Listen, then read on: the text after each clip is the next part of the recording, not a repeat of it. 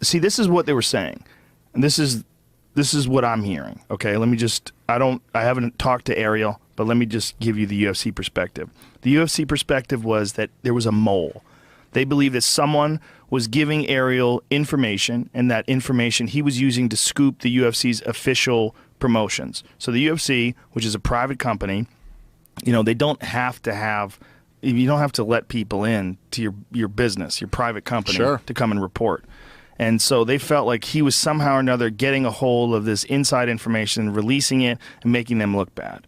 Now, I get the UFC's perspective that they would want to know who the fuck is leaking this secret information, and that they don't want this guy taking that information and then putting it live. Now, from what I understand, the conversation with him was, don't do this, because if you do this, there's only a handful of people that know this information. So we're going to fire everybody, or we're going to fire a bunch of people, and you're going to ruin people's lives. This is what I was told was a conversation they had with him. After that conversation, he leaked the Brock Lesnar stuff. So that, I don't know if that's true. I would have to talk to Ariel. You'd have to get his opinion. You'd have to get the UFC's opinion. You'd have to get the two of them together to debate whether or not which story was true. But this is the side that you're not hearing. So all you're hearing is the UFC banned him for life, and everybody was upset. So I like Ariel. I think Ariel's a very good reporter. I think he's a very bright guy. I'm good friends with his uncle, Gad Sad, who's full disclosure, awesome, just a brilliant professor in Montreal. I love that guy. So I like Ariel. And the whole thing was bumming me out. I was looking at my Twitter feed. I was like, fucking. But there's certain things like this, you got to kind of let the dust settle. So the dust settled, they lifted the ban. I'm very happy with that. But you got to be careful when it comes to, see, here's the thing about this leaking information. People say, he was just doing his job reporting. I get that. I understand that. But you have to realize, this isn't like news that is not going to get out, that's going to affect people's health. It's like we're trying to make an announcement in an hour. Yeah, this is a private company that is spending millions of dollars to promote these events. So all you're doing is just like getting it on you. You're taking. Yeah, go ahead. Where is it? So it's right out that door and to the right hand side.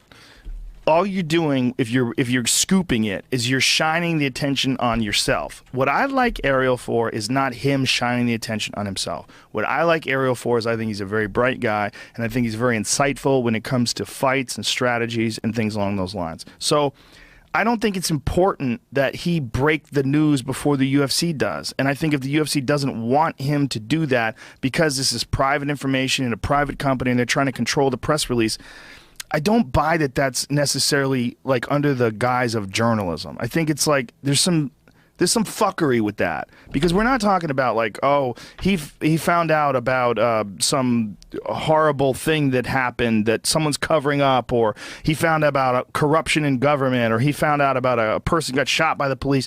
This is not like that kind of news. They're gonna release it. You're just trying to do it before they do it, and you're finding it, if it's true that there's a mole. You're finding it out through some sort of a sneaky method that these people all sign non-disclosure agreements, and they're all not supposed to release that information because the UFC wanted to make that big, cool announcement. Now, when that big, cool announcement happened at UFC 199, I was working all day. I was doing commentary all day, so I didn't go online, and I wasn't reading any of the MMA sites, so I didn't know that Ariel had already scooped it. So when I saw that promo and I saw Brock Lesnar, "Can you see me now?" I was like, what does that mean? Was this real? Like, what? Like, that was a real reaction by me. I had no fucking idea whatsoever that Brock Lesnar was going to be at UFC 200. No, I didn't either. No one around me knew what was happening. We didn't see the promo. Right. We couldn't hear it. That's what the UFC wanted. They wanted that. And they felt like him releasing that early ruined that for the people that read his article. And I see their point of view. I see their perspective, and I also see their perspective as a private company. Now, people are saying that he's just doing his job and it's just journalism. Folks, this is not hidden information. This is not stuff that wasn't going to come out for sure in a couple hours. He knew it was. Everybody knew it was.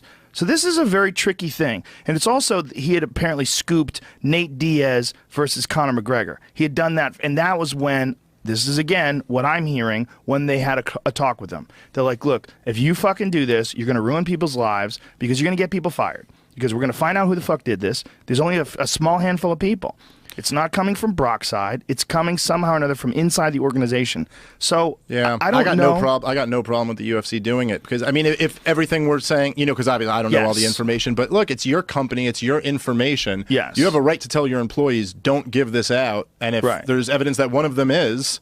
Be like, I'm going to fire that guy. Yeah, and this is the most important part of it, folks. This is not a free speech thing. It's not a freedom of the press thing. Because we're not saying that he somehow or another scooped some inside information that we'd have never gotten out. This is not some secret stuff. Well, also, he has the right to say it. Yes. No, he shouldn't be thrown in jail. No one's, exactly. I don't advocate for anyone being thrown in jail. What I'm saying, though, what I'm saying is it's not like he uncovered some inside shit like Watergate. This is something that they were going to release. They had a plan, and he got word of that and jumped the gun and put it out there. And he said he had multiple sources and all this different jazz. But look, it doesn't help anybody to release it early except Ariel. So you're saying it's not like he found out about some scandal going on that he was showing to the public. It's literally like, we want to drop this in an hour. And by the way, I didn't read his thing, and I loved finding that news out live at the event. It was amazing.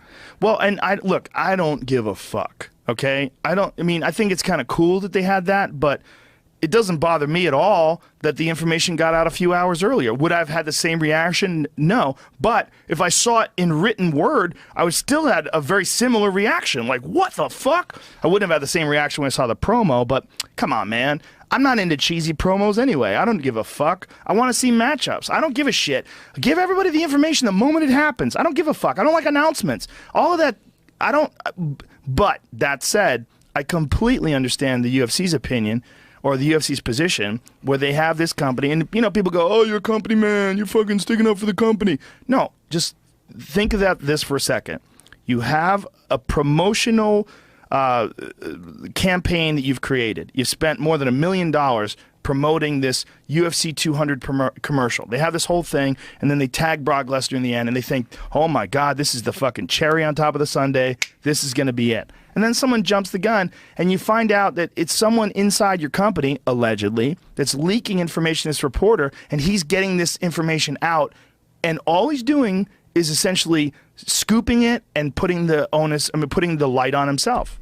No, I think you have every right to want to fire that person. Yeah. And also every right to ban Ariel. And I love Ariel. I think he's a great reporter. I like, like watching his stuff. I like the MMA Hour a lot. Well, again, everybody that's freaking out that he's only doing his job, that's not necessarily true, folks. It's a little bit more complicated than that because it's not like that information wasn't already coming out. And if you have information that you know is going to come out, write a fucking story about what that information means. Because that's what I want out of Ariel Helwani. That is the perspective that when I found out about it, I had to ask. I called and I had this conversation with people that I deeply trust, and this was the version that I was handed. So now everybody knows, and it's all groovy.